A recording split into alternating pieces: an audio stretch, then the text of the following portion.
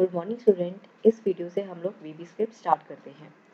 वीबी script जो है वो सबसेट है विजुअल बेसिक का। तो हमारे पास वीबी और विजुअल बेसिक स्क्रिप्ट का जो सिंटेक्स है वो बिल्कुल सेम है। क्या डिफरेंस है वीबी और विजुअल बेसिक स्क्रिप्ट में कि जो वीबी है उसमें हम लोग पूरा का पूरा एक सॉफ्टवेयर डेवलप कर सकते हैं, लेकिन वीबी स्क्रिप्ट से केवल हम लोग वेब पेजेस या वेबसाइट्स को डेवलप कर सकते हैं। वीबी स्क्रिप्ट में हम लोग प्रॉपर सॉफ्टवेयर को डेवलप नहीं कर सकते।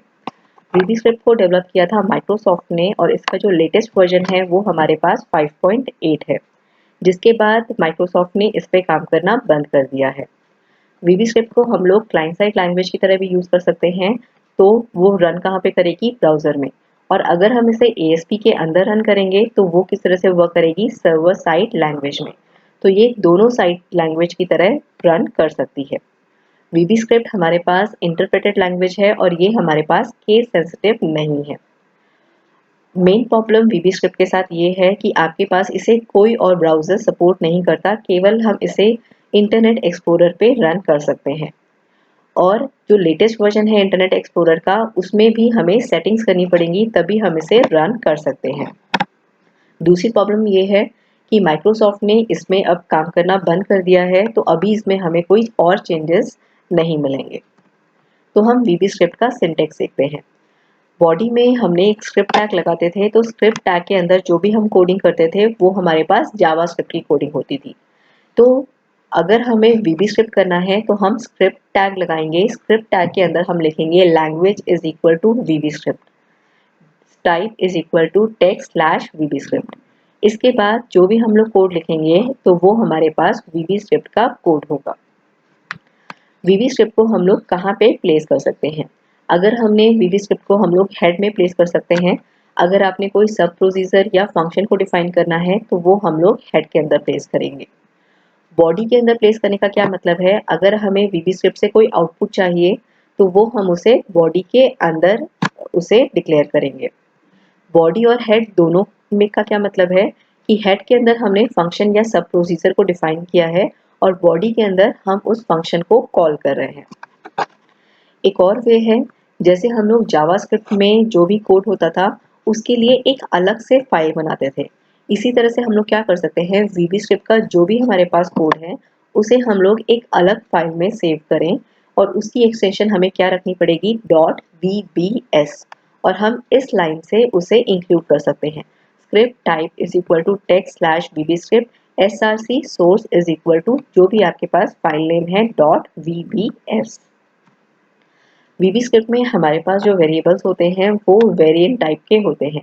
वेरिएंट टाइप का क्या मतलब है कि आपके पास रन टाइम पे हम उसमें डेटा टाइप को चेंज कर सकते हैं। एक ही वेरिएबल आपके पास कैरेक्टर भी ले सकता है, इंटीजर भी ले सकता है, फ्लोट भी ले सकता है और स्ट्रिंग भी ले सकता है। और उसे हम लोग डिक्लेयर करते हैं डिम वैर से। अगर आप वेरिएबल को डिक्लेयर ना भी करो तो भी हम उसे डायरेक्टली यूज कर सकते हैं। मीन्स डिम वैर लिखने की भी हमारे पास इसमें ज़रूरत नहीं है। जो हमारे पास data type operators, loops, conditions जो भी हमारे पास वीबी में है वही सेम सिंटेक्स हमारे पास वीबी स्क्रिप्ट में भी है। तो मैं वो सब कुछ चीज़ें आपको दोबारा रिपीट नहीं करवा रही हूँ क्योंकि वो आपने 2 सेमेस्टर से आप उसे पढ़ ही रहे हो। तो हम उसका एक प्रोग्राम करके देखते हैं वीबी स्क्रिप्ट का। हमने यूज़र से एक नंबर लेना है और उसकी हमें टेबल को प्रिंट करना है।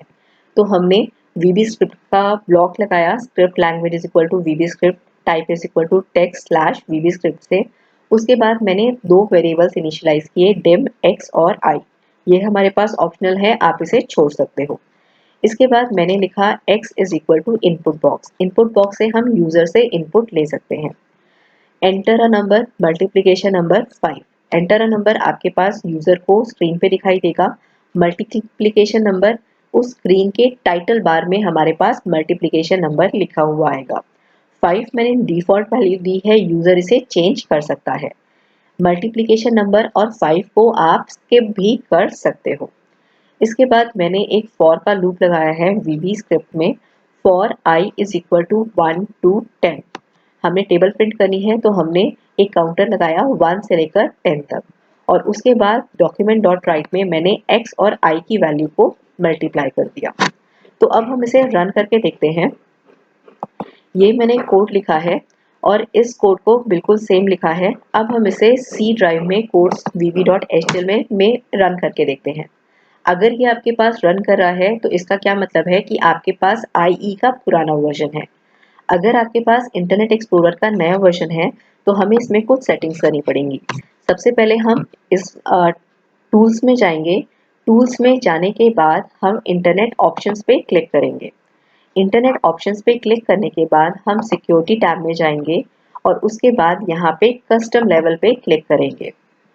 इसके बाद हम इसे ड्रैग करके लास्ट में ले आएंगे जहाँ पे आपके पास स्क्रिप्टिंग लिखी हुई होगी। यहाँ पे आपके पास स्क्रिप्टिंग लिखी हुई है, इसमें मैंने एक्टिव स्क्रिप्टिंग को एनेबल करना है और उसके बाद ओके करना है।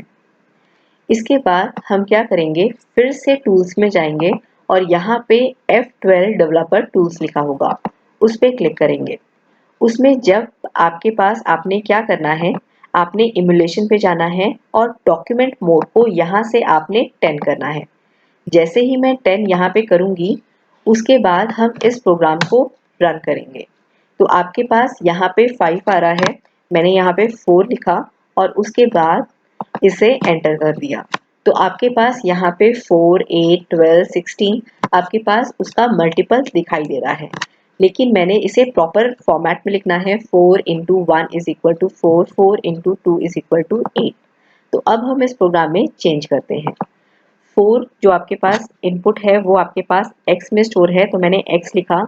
उसके बाद VB में दो चीज़ों को कंकैटिनेट करने के लिए हमारे पास एम्परसैंड होता है, वो मैंने लिखा। उसके बाद मुझे इनटू का साइन चाहिए था, वो मैंने डबल क्वोट्स के अंदर लिखा। उसके बाद मुझे 1 2 3 4 5 6 चाहिए, वो हमारे पास आई के अंदर है। फिर से मैंने कंकैटिनेशन ऑपरेटर लगाया। उसके बाद मुझे इक्वल टू का साइन चाहिए, इक्वल टू का साइन लगाया और उसके बाद मैंने फिर से कंकैटिनेशन ऑपरेटर लगाया। तो आपके पास किस तरह से आएगा, 4 इंटू, यहाँ पे हम कंकैटिनेशन ऑपरेटर लगाना भूल गए हैं, concatenation operator 1 is equal to 4 into 1। तो अब हम इसे सेव करके फिर से रन करके देखते हैं। यहाँ पे मैंने 4 किया और यहाँ पे किया 4 1 4, 4 2 8, लेकिन जो आपके पास आउटपुट आ रही है वो एक लाइन में आ रही है। तो हम इसमें फिर से चेंज करते हैं। फिर से मैं यहाँ पे कंकैटिनेशन ऑपरेटर लगाती हूँ और उसके बाद मैं सिंपल एक ब्रेक टैग लगा देती हूँ, ताकि आपके पास जो आउटपुट है वो हमारे पास नेक्स्ट लाइन में आए। इसके बाद मैंने इसे सेव करके फिर से रन कर दिया। 4 एंटर किया मैंने और आपके पास आउटपुट इस तरह से आएगी। तो ये प्रोग्राम आपने अपनी फाइल्स में करना है।